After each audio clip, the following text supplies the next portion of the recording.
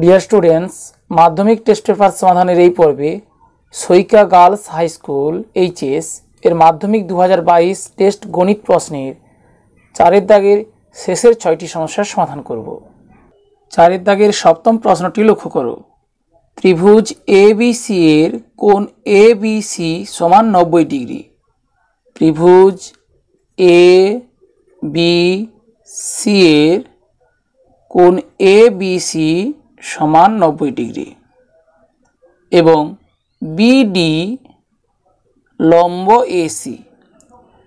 যদি বিডি সমান 8 সেমি এবং এডি সমান 4 সেমি হয়, তাহলে সিডি এর দৈর্ঘ্য নির্ণয় করো। আমরা জানি যে কোনো সমকোণী ত্রিভুজের সমকৌণিক বিন্দু থেকে অতিভুজের উপর লম্ব অঙ্কন করলে ওই লম্বের উভয় পার্শ্বস্থিত ত্রিভুজদ্বয় সদৃশ। এবিসি সমকোণী ত্রিভুজের সমকৌণিক বিন্দু বি থেকে অতিভুজ এসি এর উপর অঙ্কিত লম্ব বিডি।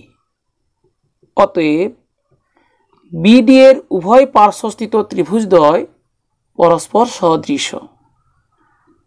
ত্রিভুজ বিডিসি সদৃশ ত্রিভুজ এডিবি। আমরা জানি দুটি ত্রিভুজ সদৃশকোণী হলে তাদের অনুরূপ বাহুগুলির অনুপাত সমান হবে, অর্থাৎ তাদের অনুরূপ বাহুগুলি সমানুপাতী হবে। ত্রিভুজ বিডিসি সদৃশ ত্রিভুজ এডিবি। অতএব সিডি বাই বিডি সমান ত্রিভুজ বিডিসি এর CD by BD. CD by BD ধরি বি কোণ সাপেক্ষে লম্ব বাই ভূমি করেছি, তাহলে ত্রিভুজ এডিবি এর বি কোণ অর্থাৎ এ কোণ, এই কোণটির সাপেক্ষে লম্ব বাই ভূমি। লম্ব এক্ষেত্রে এ কোণের বিপরীত বিডি, তাই বিডি বাই ভূমি এ কোণ সংলগ্ন অতিভুজ ভিন্ন অপর বাহু এডি, অর্থাৎ সিডি বাই বিডি সমান বিডি বাই এডি, বা সিডি সমান BD by AD into BD, বা সিডি সমান বিডি এর দৈর্ঘ্য 8 সেমি প্রদত্ত, 8 ইন্টু 8 বাই এডি এর দৈর্ঘ্য 4 সেমি প্রদত্ত, 4 সেমি ইকুয়াল 4 গুণ 2 8, 8 গুণ 2 16, 16 সেমি। অষ্টম প্রশ্নটি লক্ষ্য করো। 17 সেমি দৈর্ঘ্যের ব্যাসার্ধ বিশিষ্ট বৃত্তের যে জ্যায়ের কেন্দ্র থেকে দূরত্ব 8 সেমি তার দৈর্ঘ্য নির্ণয় করো। ধরি ও কেন্দ্রীয় বৃত্তের ব্যাসার্ধ ও বি এর দৈর্ঘ্য 17 সেমি। বৃত্তটির একটি জ্যা এ বি এর কেন্দ্র থেকে দূরত্ব ওপি ইকুয়াল 8 সেমি। অতএব ওপি লম্ব এ বি এবং এ বি ইকুয়াল 2 ইন্টু পিবি, কারণ ও বিন্দু থেকে এ বি এর দূরত্ব ওপি, তাই ওপি লম্ব এ বি। আমরা জানি বৃত্তের কেন্দ্র থেকে ব্যাস নয় এরূপ কোনো জ্যায়ের উপর লম্ব অঙ্কন করলে তা ওই জ্যাকে সমদ্বিখণ্ডিত করে, অর্থাৎ এক্ষেত্রে ওপি এ বিকে পি বিন্দুতে সমদ্বিখণ্ডিত করেছে, অর্থাৎ এপি ইকুয়াল পিবি। তাহলে A B equal 2 into P B. সমকোণী ত্রিভুজ পি ও বি থেকে পাই P B equal square root of, এক্ষেত্রে পি কোণের বিপরীত ও বি অতিভুজ, তাই ও বি স্কোয়ার মাইনাস সমকোণ সংলগ্ন দুটি বাহুর একটি পিবি অপরটি O P, O P square equal square root of O B O কেন্দ্র বৃত্তটির ব্যাসার্ধ 17 স্কোয়ার মাইনাস ওপি, বৃত্তের কেন্দ্র ও থেকে এবি জয়ের দূরত্ব 8 সেমি, 8 স্কয়ার, একক এখানে সেমি হবে, equal square root of A square minus B square equal A plus B whole into A minus B. সূত্র অনুযায়ী 17 প্লাস 8 25 ইন্টু 17 মাইনাস 8 9 সেমি ইকুয়াল 5 ইন্টু 3 সেমি ইকুয়াল 15 সেমি। অতএব এ বি ইকুয়াল 2 ইন্টু 15 সেমি ইকুয়াল 30 সেমি। অতএব জ্যাটির নির্ণীয় দৈর্ঘ্য 30 সেমি। নবম প্রশ্নটি লক্ষ্য করো, এ বি সি ত্রিভুজের পরিকেন্দ্র ও এ বি সি ত্রিভুজের পরিকেন্দ্র ও এবং ডি বিন্দু বিসি বাহুর মধ্যবিন্দু, ডি বিন্দু বিসি বাহুর মধ্যবিন্দু কোণ বিএসি সমান 40 ডিগ্রি হলে কোণ বিএসি অর্থাৎ এবিসি ত্রিভুজের এ কোণ 40 ডিগ্রি হলে কোণ বিওডি এর মান নির্ণয় করো। কোণ বিওডি অর্থাৎ এই কোণটির মান নির্ণয় করতে হবে। ও সি যুক্ত করা হলো। ত্রিভুজ বিওডি ও ত্রিভুজ সিওডি এর ওবি সমান ওসি, কারণ এরা একই বৃত্তের ব্যাসার্ধ। প্রশ্নে বলা হয়েছে এ বি সি ত্রিভুজের পরিকেন্দ্র ও, তাহলে ও কেন্দ্র বৃত্তটির ব্যাসার্ধ ওবি ওসি যারা দৈর্ঘ্যের সমান। ওডি সাধারণ বাহু এবং বিডি সমান সিডি, যেহেতু ডি বিসি এর মধ্যবিন্দু। অতএব বাহু বাহু বাহু ত্রিভুজের সর্বসমতা নিয়মে ত্রিভুজ বিওডি সর্বসম ত্রিভুজ সিওডি। সর্বসম ত্রিভুজের অনুরূপ কোণগুলি সমান হবে। অতএব কোণ বিওডি সমান কোণ সিওডি অনুরূপ কোণ ইকুয়াল 1/2 ইন্টু কোণ বিওসি। ধরি এটি 1 নম্বর সমীকরণ। আবার ও কেন্দ্রীয় বৃত্তের বিসি বৃত্তচাপের দ্বারা গঠিত সম্মুখ কেন্দ্রস্থ কোণ কোণ বিওসি এবং বৃত্তস্থ কোণ কোণ বিএসি।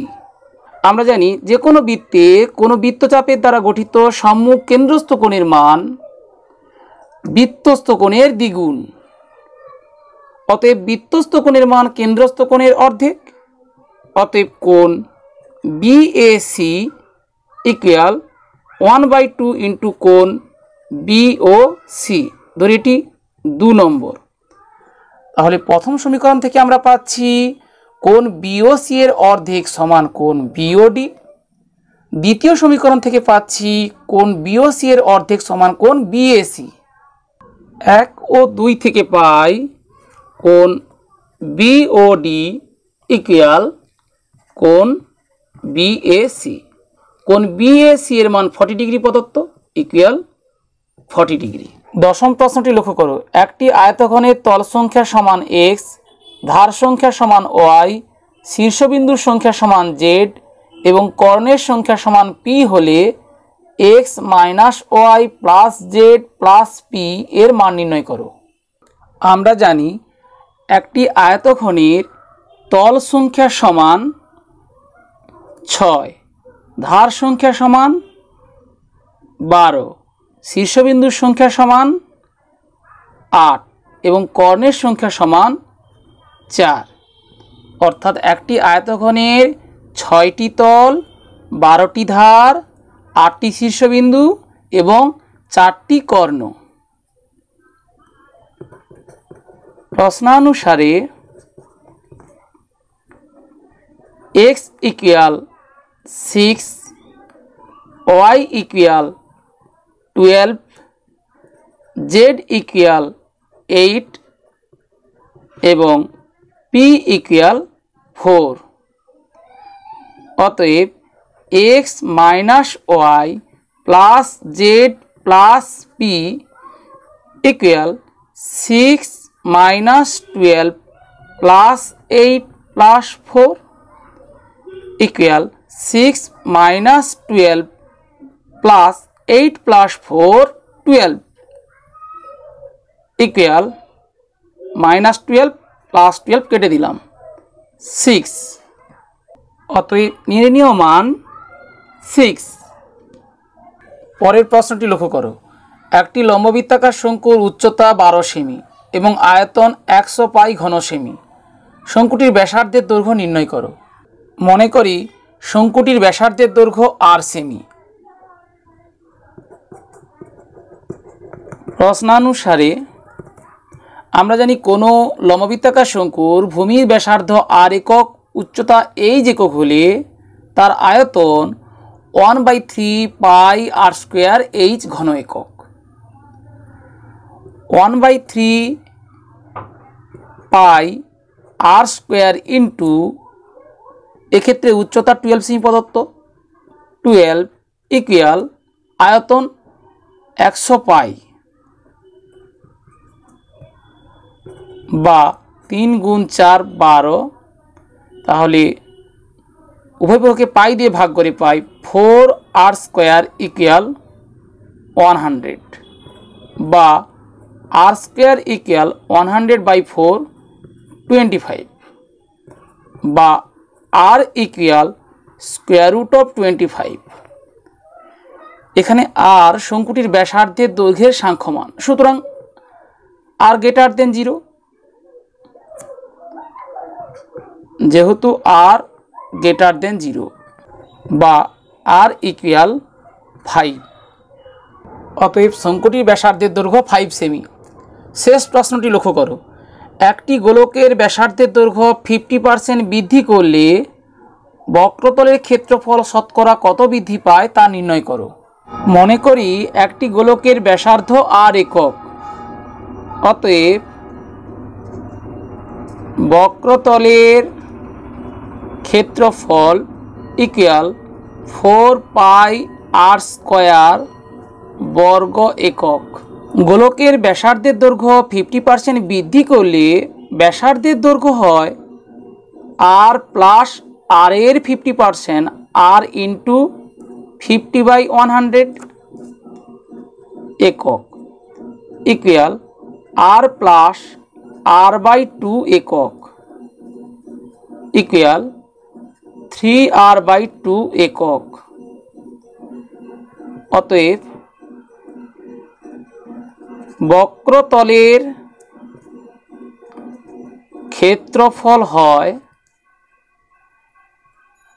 4 পাই, এক্ষেত্রে r এর পরিবর্তে 3r/2 বসাতে হবে, 3r/2 এর হোল স্কয়ার বর্গ একক ইকুয়াল 4 পাই ইন্টু 3r/2 এর হোল স্কয়ার 9r²